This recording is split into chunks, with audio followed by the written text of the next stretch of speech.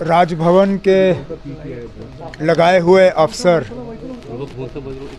अपनी मर्जी से बिना इलेक्टेड गवर्नमेंट की इजाज़त लिए, बिना कंसर्न्ड मिनिस्टर को कॉन्फिडेंस में लिए बुलडोज़र इस्तेमाल करें, इसका सीधा सीधा मतलब ये निकाला जाएगा कि इलेक्टेड गवर्नमेंट को कहीं ना कहीं बदनाम और जलील करने की एक बहुत बड़ी साजिश रचाई जा रही है। इसलिए हम बार बार कहते हैं कि हमारे डिपार्टमेंट में जो फील्ड स्टाफ हैं उन्हें लगाने की इजाज़त हमें होनी चाहिए। ठीक है, commissioner secretary, principal secretary, additional chief secretary वगैरह आप लगाएं, लेकिन डेवलपमेंट अथॉरिटीज़ के सीईओ वगैरह वो इलेक्टेड गवर्नमेंट की तरफ से लगने चाहिए। रेवेन्यू स्टाफ हमारे इजाज़त से होनी चाहिए। अफसोस की बात यह है कि इन पोस्ट्स पे बिना हमसे मशवरा किए हुए, बिना हमसे बात किए हुए अफसर लगते हैं और फिर वो अफसर कहीं और से डिक्टेशन लेके बुलडोज़र अपना निकाल के कार्रवाई जो है अपनी शुरू करते हैं। इसमें कोई दो राय नहीं है कि ये सब एक साजिश के तहत किया जा रहा है, पर्टिकुलर एक कम्युनिटी को टारगेट किया जा रहा है। अब जब जम्मू की बात करें, क्या जम्मू में सिर्फ यही एक जगह थी जेडीए की जहां पे नाजायज़ कब्ज़े का इल्ज़ाम लगा है? मैंने डिपार्टमेंट से अब जेडीए की पूरी लिस्ट मांगी है कि कहां कहां जेडीए की प्रॉपर्टी पे लोगों का नाजायज़ कब्ज़ा है। मैं भी देखना चाहता हूं कि इस एक शख्स को इन अफसरों ने टारगेट क्यों किया। कहीं उसका मजहब तो इसके पीछे नहीं है, क्योंकि ऐसा हो ही नहीं सकता कि पूरी जेडीए की ज़मीनों पे सिर्फ यही एक नाजायज़ कब्ज़े का इल्ज़ाम है। अब हमें कहा जाता है कि हमारे कामकाज में दखल नहीं होता, लेकिन ये तो सीधा सीधा दखल है।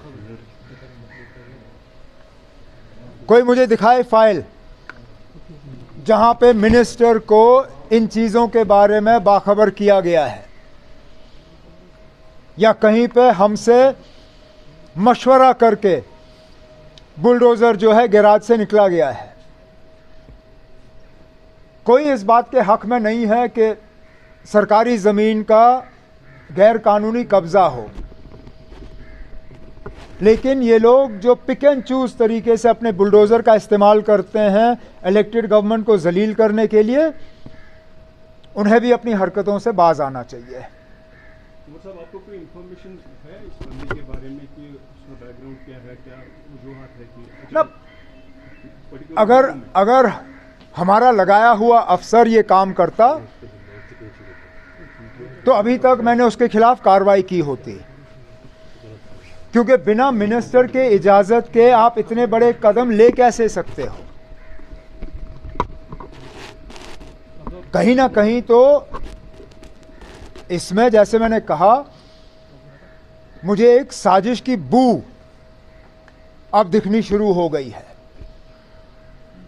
क्योंकि एक बार ये होता तो मैं कहता चले ना गलती से हुआ है, दो बार होता तो मैं कहता चलिए हो सकता है कि हुआ हो, लेकिन लगातार एक के बाद एक इस तरह की चीज़ें, ये सिर्फ और सिर्फ इलेक्टेड गवर्नमेंट को जलील और बदनाम करने के लिए किया जा रहा है, क्योंकि वो इस इलेक्शन के नतीजों को ये लोग हजम नहीं कर पाते। अभी जम्मू में ये कंटिन्यू है कि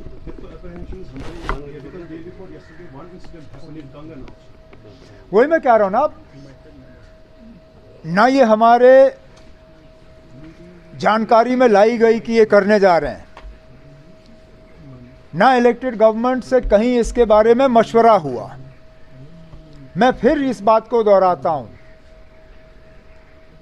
कोई इस चीज़ के हक में नहीं है कि गैर कानूनी सरकारी ज़मीन पे कब्ज़ा हो किसी का, लेकिन कब्ज़े को ठीक करने का तरीका ये नहीं है कि आप पिक एंड चूज़ तरीके से करें। लिस्ट निकालिए। मैं अभी कहता हूँ जो जेडीए का सीईओ है, ज़रा छापे लिस्ट, कल अखबार में डाले जितनी जम्मू में ज़मीनें जेडीए की गैर कानूनी कब्ज़े में हैं, ज़रा उनका लिस्ट निकालें, अखबार में छापे किन किन के नाम हैं। आप देखेंगे ना कौन कौन लोग इनके पीछे हैं।